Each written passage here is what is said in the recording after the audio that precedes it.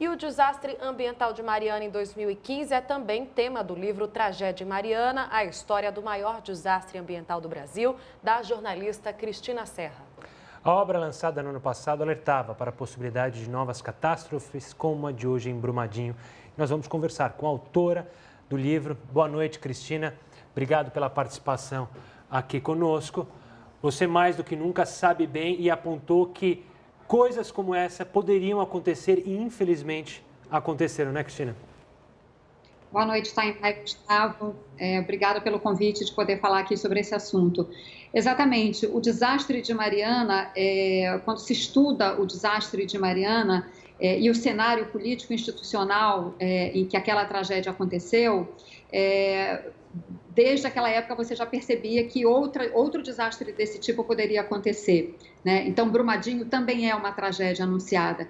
Eu falo isso exatamente me reportando ao que o promotor Guilherme Meneguin falou agora há pouco, que é a falta de fiscalização. É claro que é importante a gente alertar que há diferenças entre os dois desastres, porque são duas barragens diferentes. A barragem de Mariana era uma barragem jovem, de 7 anos, com muitos problemas de drenagem desde a sua construção, problemas no licenciamento, enfim, um longo histórico de problemas. A barragem de Brumadinho é uma barragem mais antiga.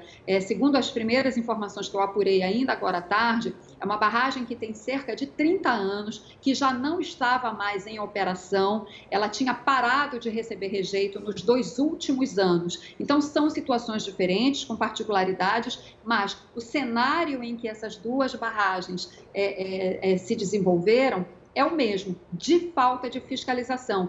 E eu trouxe alguns dados aqui para vocês, que estão no livro que o Gustavo mencionou agora há pouco, para ilustrar essa falta de fiscalização. Quando teve o desastre de Mariana, que foi no final de 2015, em 2016, o Departamento Nacional de Produção Mineral fez um levantamento da sua estrutura. E naquela época foi constatado que o departamento tinha, para todo o Brasil, 985 servidores. 985 servidores para toda a gama de serviços do DNPM, inclusive a fiscalização de barragens.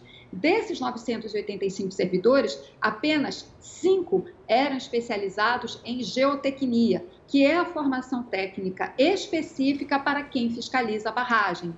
Então, de 985, você só ter 5 com essa formação é absolutamente insuficiente, né? Outro dado importante, o Brasil, no começo de 2016, tinha, segundo o DNPM, 663 barragens, 450 delas em Minas Gerais. É óbvio que esse contingente do DNPM não dá conta de fiscalizar as barragens. Por isso que eu digo que tanto Mariana quanto Brumadinho são tragédias anunciadas. Agora, Cristina, os seus dados, né, se afinam também com o que a gente conversou com o Caio, né, geógrafo, também falando sobre essa deficiência da fiscalização e também de gente para fiscalizar, ele falando inclusive que lá em Mariana mesmo é difícil saber quanto que tem que investir para a recuperação do solo, para a recuperação do rio, porque não se sabe exatamente, não se tem dados precisos sobre aquela área. Agora, Cristina, eu queria também que você falasse um pouco da época que você fez a pesquisa do livro. O que você constatou de ação do poder público? Qual que era a movimentação na época? A movimentação, claro, que foi minguando, né, ao longo dos anos, mas o que aconteceu naquela época? Pode-se destacar alguma ação relevante que eles fizeram, os governantes, governo federal, governo local, a partir de Mariana? Após o desastre, né? Bom, após o desastre, houve um acordo que foi feito, que resultou na Fundação Renova, que seria a entidade responsável pela recuperação dos danos. Esse acordo foi feito pelas empresas, com os governos estaduais e com o governo federal. Houve uma tentativa de homologar esse acordo na Justiça, ficou rolando recurso atrás de recurso durante algum tempo. O fato é que a Fundação Renova foi criada, ainda que sob muitas críticas. Agora, o que a gente tem para destacar, 3 anos depois do desastre e 2 anos depois de atuação da Fundação Renova, porque ela foi criada e efetivamente começou a trabalhar quase 1 ano depois do desastre de Fundão, é que os resultados apresentados são muito poucos para a magnitude daquele desastre, né? Até hoje a lama está no leito do Rio Doce, a lama continua depositada no rio, os povoados que foram completamente destruídos ainda não foram reconstruídos, as indenizações não foram totalmente pagas, isso o promotor Guilherme Meneguin falou agora há pouco. Quer dizer, algumas indenizações foram pagas, mas tem muita gente que sequer conseguiu ser reconhecido ainda como atingido e como vítima daquele desastre. Então, na verdade, o desastre de Mariana ainda se desdobra, ele ainda acontece e se perpetua. O processo criminal que corre na Justiça Federal em Ponte Nova, que abarca a comarca de Mariana, né?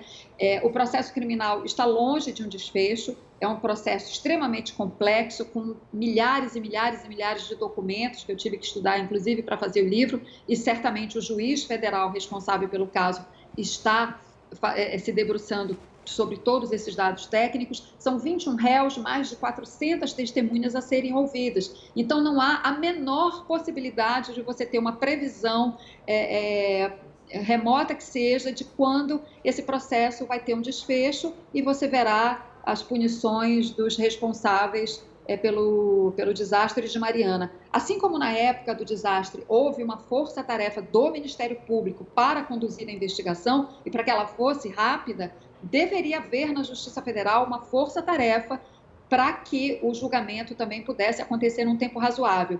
Porque, como eu disse, é um juiz federal em Ponte Nova que tem dezenas, milhares de outras causas para resolver e também esse processo que é dessa complexidade toda. Cris, ainda falando da questão da judicial, eu gosto de comparar os dois casos que são diferentes, mas aspectos que chamam a atenção entre a nossa justiça e a justiça americana, que é o caso do vazamento de petróleo no Golfo do México. A British Petroleum assinou um acordo de 20 bilhões de dólares para pagar em indenizações. No Brasil, foram 68, se não me engano, ações ligadas com o governo estadual de Minas e o governo federal para as vítimas, totalizando ali pouco mais de 500 milhões, que a Samarco não chegou a nem 5% de pagamento. Esse é um outro grande problema, as empresas continuam jogando para frente os pagamentos, fica parado na justiça, a coisa não anda, ninguém paga pelo que fez.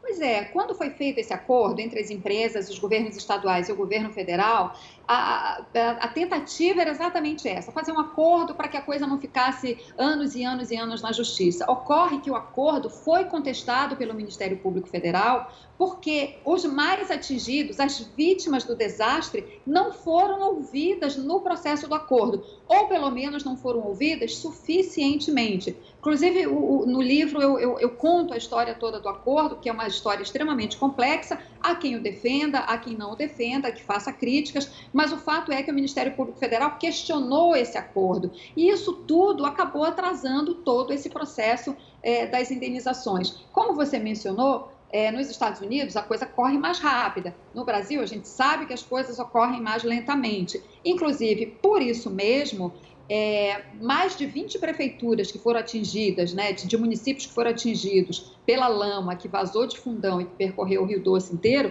mais de 20 municípios, famílias, populações indígenas que foram atingidas, elas constituíram advogados no Reino Unido que estão tentando abrir uma ação no Reino Unido, porque a BHP, que é uma das acionistas da Samarco, tem uma representação no Reino Unido, então eles estão tentando levar a jurisdição do caso para lá, para que lá, então, a justiça do Reino Unido seja mais rápida, mais célere, mais eficiente e dê uma resposta a esse desastre. Eu acho que esse caso ilustra, né, essa tentativa de levar para o Reino Unido, ilustra justamente a pouca crença que as pessoas têm na resolução desse caso aqui no Brasil. De fato, não é possível ter uma previsão de quando esse processo criminal vai se encerrar na Justiça Federal de Ponte Nova. Infelizmente, 3 anos depois, ou seja, o caso ainda está no começo do julgamento, as testemunhas começaram a ser ouvidas este ano, no meio de 2018, e antes que esse caso seja resolvido, você já tem outra tragédia de enorme magnitude, né, se for confirmado esse número de vítimas em Brumadinho. e com previsões de resoluções também desanimadoras, né? Pelo que a gente conversou aqui, Cristina, obrigada pela sua participação do Link News, a gente agradece, até uma próxima. Você trouxe aqui informações que colaboraram bastante para a gente poder entender que é de alta complexidade, realmente não dá para qualquer pessoa chegar e entender logo de cara, né? Então, só estudando bem o assunto, obrigada. Obrigado, Cris.